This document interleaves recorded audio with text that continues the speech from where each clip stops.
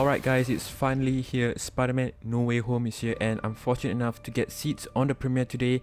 I actually just came back from the theatres after watching this movie twice, so apologies if my voice sounds tired or crackly. I'm really sorry about that. Of course, this review is spoiler free, so don't worry about getting spoilers bombarded from nowhere.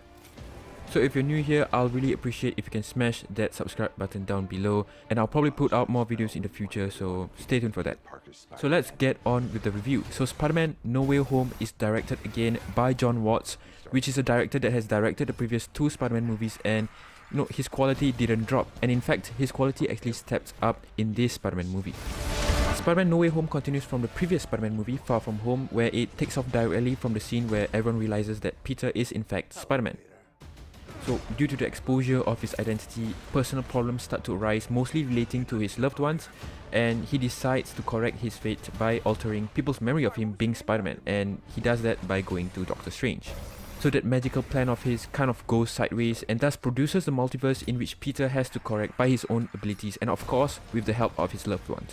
So the storyline sounds like a mouthful, but Jon Watts and his screenwriting teams were able to produce a strong narrative structure which allows viewers to understand all that was happening in this movie.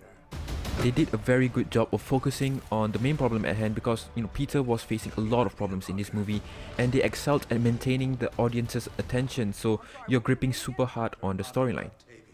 There are side chit-chatter scenes with some characters, and there's actually one scene in particular where there was no cuts in between, and I was really taken aback from where they all have these characters in one shot.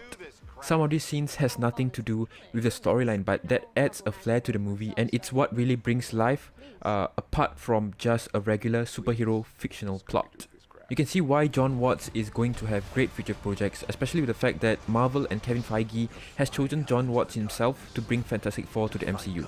The visual effects in this movie are phenomenal in my opinion, and there's a lot of slow motion CGI effects, which was something I was dying to see more of, especially with those swinging scenes from the Amazing Spider-Man franchise. I hope you guys remember that one. The visuals improve the depth of the action scenes and swinging scenes from Spider-Man because you feel as if you are Spider-Man, swinging along the city, etc. The camera work, in my opinion, is just a step up from the previous Spider-Man movies that Jon Watts has directed, and it can really add suspense or thrill when those emotions were needed. There were numerous scenes where the camera shifts in front of the character to really depict their emotions, and also action sequences that move laterally, and they kind of reminded me of Captain America Winter Soldier action scenes, which were one of my favorite action scenes in Marvel movies. Everything about the city that Peter is propelled into after he was known to be Spider-Man was what you would actually expect in a real-world situation if Spider-Man was here. So you can observe love and hate for Spider-Man amongst different groups of people, and they were really well portrayed, and it's super relatable because people start treating Peter differently. It resonates with most things that we ourselves, the viewers, have experienced before. And on top of that, I'm a student myself, so Jon Watts and his team again portrayed school life and the importance of college applications as very relatable to myself and especially to a lot of teens out there. So I actually brought my brother to the premiere when we were watching this movie, and we talked about some of the scenes that impacted the characters and the future and how that begins with school itself. So that's where I think this movie excels in, the normal daily life problems that people face. The costume department again outdid themselves, more of the kind of CGI department as well. There were various costumes that the villains as well as Spidey had to don on in this movie, and you can kind of see that in the trailer itself. So Jon Watts and his screenwriters were able to bring the best out of the cast and consistently brings the viewers through a roller coaster of emotions. I swear there were few scenes that brought tears into my eyes, even though I actually watched it in the second viewing. And Tom Holland does an amazing job and shows why he deserves the role as Spider-Man, and it could really silence the critics who says otherwise. There are also scenes that created bursts of laughter in the crowd. Most jokes do hit and some do miss, but it doesn't really destroy the atmosphere because half of the time you're just at the edge of the seat at some intense scenes. And all of these emotions kind of happen all at once, which is very difficult to execute, and that's what I think the team was able to produce, and I truly enjoyed it. And of course this also comes in hand with camera work, storyline, and not to mention the actors, the side characters that were just phenomenal. So for example, Zendaya really brought MJ to the MJ level of Spider-Man comics, and Jacob Batalon really keeps his nerdy best friend nature as Ned, which is why so many people love him in this movie. Not to mention Jon Favreau and Marissa Tomei, who reprised their roles from the previous movies again, did such an amazing job in doing so.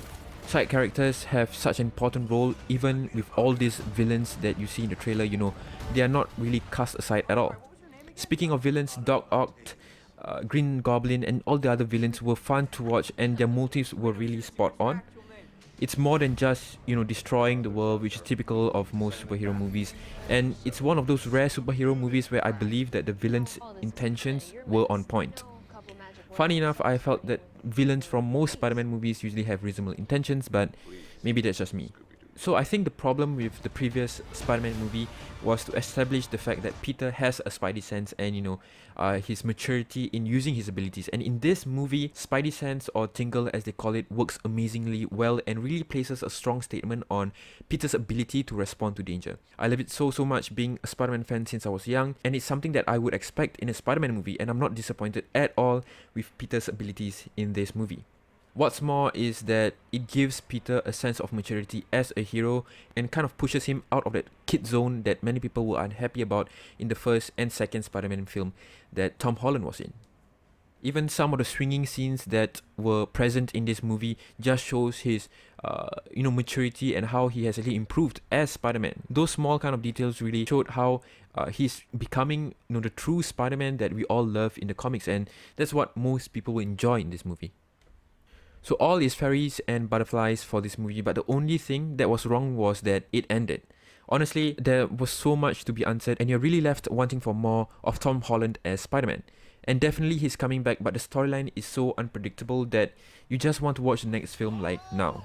Michael Giacchino does well in this movie with his soundtrack, and with his popularity from the iconic Up soundtrack, it feels like his style and really displays a Spider-Man-ish theme. Furthermore, there was a variation of the Spider-Man theme in some of the action scenes, which kind of boost the intensity of the action scenes, and it's those subtle things that make this movie stand out. So I do really hope you guys watch this movie. To me, it's more than just a superhero movie. It's something very relatable to teens and adults alike. To me, it's a shame if you can't watch this in a theater. You know, some of you guys out there will probably be waiting for Disney Plus, but by then I think you'll probably get spoiled by spoilers. And the audience reacting to some of the scenes in this movie were indispensable, and it's something that you can only feel in the theater. But yeah, I can't wait for the next installment of this movie. So if you guys can watch this movie with your family or friends, just go and do it right now. I strongly recommend it. I know it's not really a surprise that I would recommend this, but this might be one of my most favorite Marvel movies ever. So guys, thank you so much for watching. I'll be posting more reviews on my channel, so do subscribe, and I'll see you guys in the next video. Peace out.